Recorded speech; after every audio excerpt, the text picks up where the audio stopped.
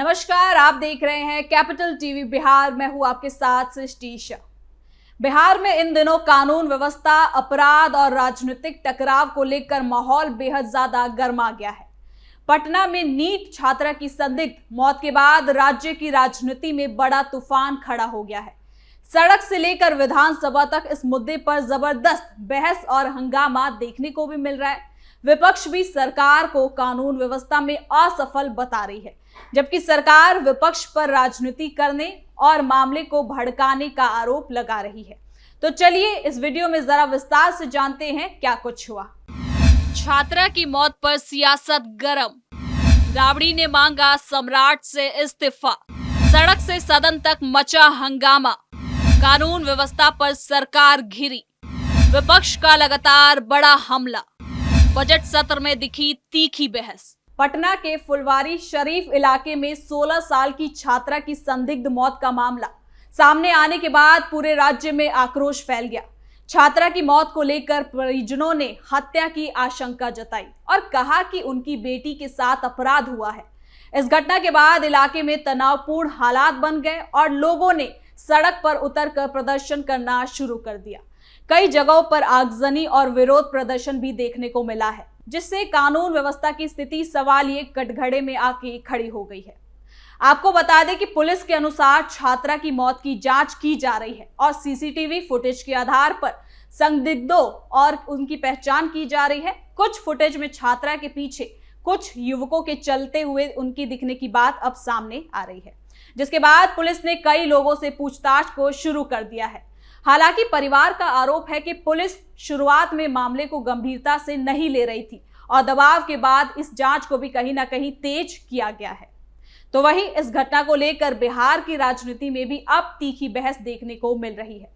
राष्ट्रीय जनता दल की वरिष्ठ नेता और पूर्व मुख्यमंत्री राबड़ी देवी ने इस मामले को लेकर सरकार और उप मुख्यमंत्री सम्राट चौधरी पर सीधा हमला बोला है। उन्होंने कहा कि ये घटना राज्य में कानून व्यवस्था की बिगड़ती स्थिति का उदाहरण है और सरकार अपराध रोकने में पूरी तरीके से असफल हो रही है।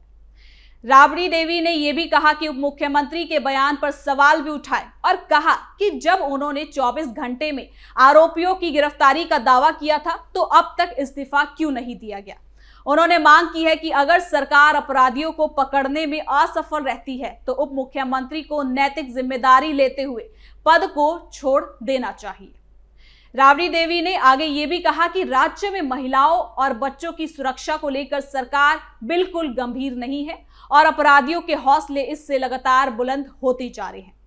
साथ ही विपक्षी नेताओं ने छात्रा की मौत को लेकर सरकार के खिलाफ सड़क से लेकर सदन तक आंदोलन छेड़ दिया है।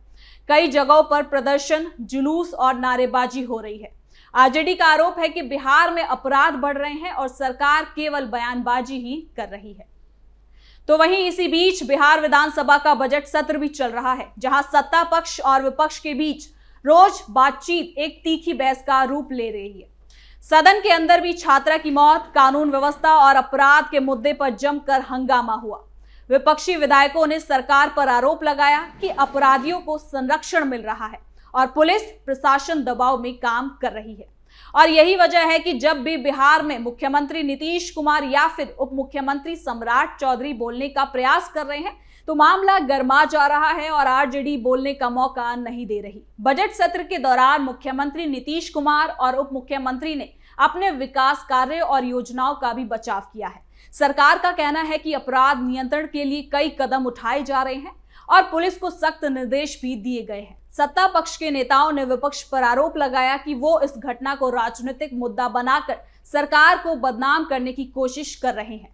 तो वहीं राबड़ी देवी के आरोपों का नीतीश सरकार के भवन निर्माण मंत्री अशोक चौधरी ने इस पर पलटवार करते हुए कहा कि बेहद सख्त लहजे में भी कहा है कि राबड़ी देवी मन ही मन में ये चाहती हैं कि अशोक चौधरी मर जाए और डिप्टी सीएम सम्राट चौधरी भस्म हो जाए, लेकिन उनके चाहने से कुछ नहीं होगा।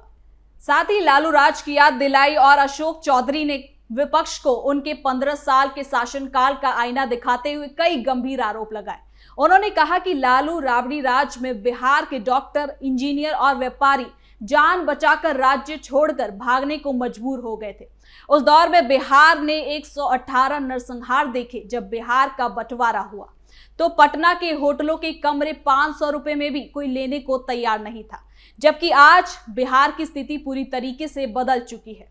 उन्होंने दावा किया कि नीतीश कुमार के नेतृत्व में बिहार की प्रति व्यक्ति आय 7,000 रुपए से बढ़कर 68,000 रुपए तक पहुंच गई है।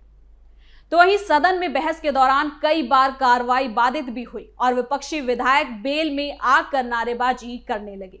कानून व्यवस्था, बेरोजगारी, महंगाई और विकास जैसे मुद्दों पर सत्ता पक्ष और विपक्ष के बीच तीखी बहस देखने को मिली। विपक्ष का कहना है कि सरकार केवल घोषणाएं कर रही है, जबकि जमीनी स्तर पर हालात बेहद खराब है। सरकार ने बजट सत्र में कई नई योजनाओं और विकास कार्यों की भी घोषणा की। शिक्षा, स्वास्थ्य, सड़क, रोजगार और सामाजिक कल्याण योजनाओं पर बजट बढ़ाने की बात कही जा रही है। मुख्यमंत्री ने कहा कि सरकार राज्य के विकास और जनता की सुरक्षा के लिए जिम्मेदार है और अपराधियों के खिलाफ सख्त से सख्त कार्रवाई भी की जाएगी। हालांकि विपक्ष ने बजट को दिशाहीन और चुनावी बताया है। उनका आरोप है कि सरकार विकास के नाम पर सिर्फ आंकड़ों का खेल कर रही है और वास्तविक समस्याओं पर ध्यान दे ही नहीं रही है, बल्कि जनता को भटका रही है। विपक्षी नेताओं ने यह भी कहा कि कानून व्यवस्था की स्थिति इतनी ज्यादा खराब है कि जनता असुरक्षित महसूस अब खुद को करने लगी है और सरकार इस पर बिल्कुल गंभीर नहीं है। साथ ही आपको बता दें कि छात्रा की मौत के बाद इलाके में फैले तनाव को देखते हुए प्रशासन ने ज्यादा पुलिस बल को तैनात कर दिया है और शांति बनाए रखने की भी अपील की है। प्रशासन का कहना है कि दोषियों को किसी भी हाल में बख्शा नहीं जाना चाहिए और मामले की निष्पक्ष जांच होनी चाहिए। पुलिस ने परिजनों से भी सहयोग करने की अपील की है। इस बीच सोशल मीडिया पर भी इस मामले को लेकर जबरदस्त चर्चा हो रही है। लोग सरकार और प्रशासन की भूमिका पर सवाल उठा रहे हैं और दोषियों के खिलाफ सख्त से सख्त, कड़ी से कड़ी कार्रवाई की भी मांग कर रहे हैं। कई सामाजिक संगठनों और महिला संगठनों ने भी इस घटना की निंदा की और न्याय की मांग की है। आपको बता दें कि बिहार विधानसभा के बजट सत्र में हुए हंगामे ने भी राज्य की राजनीति को गरमा दिया है। सदन के अंदर और बाहर सत्ता पक्ष, साथ ही साथ विपक्ष के बीच बयानबाजी तेज हो गई है।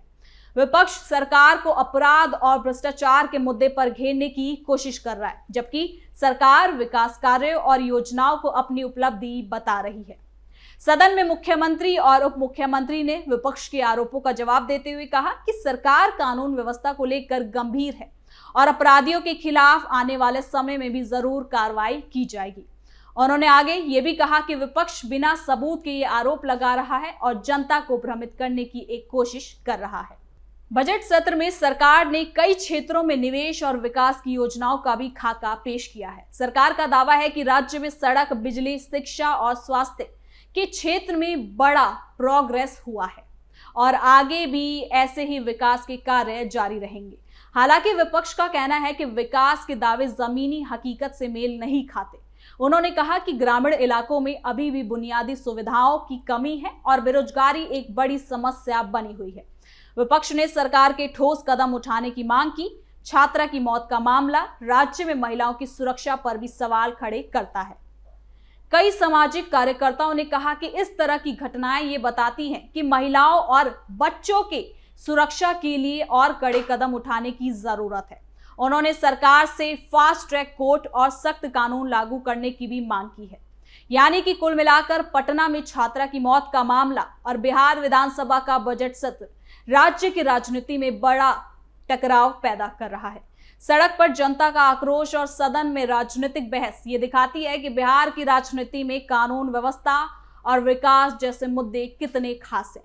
आने वाले समय में इस मामले की जांच और राजनीतिक प्रतिक्रियाओं पर भी अभी सबकी नजर टिकी रही है, क्योंकि ये मामला न केवल एक अपराध की जांच है, बल्कि सरकार की जवाबदेही और प्रशासनिक क्षमता की भी अब परीक्षा मानी जा रही है। तो फिलहाल के लिए इस खबर में इतना ही। देखते रहिए कैपिटल टीवी बिहार।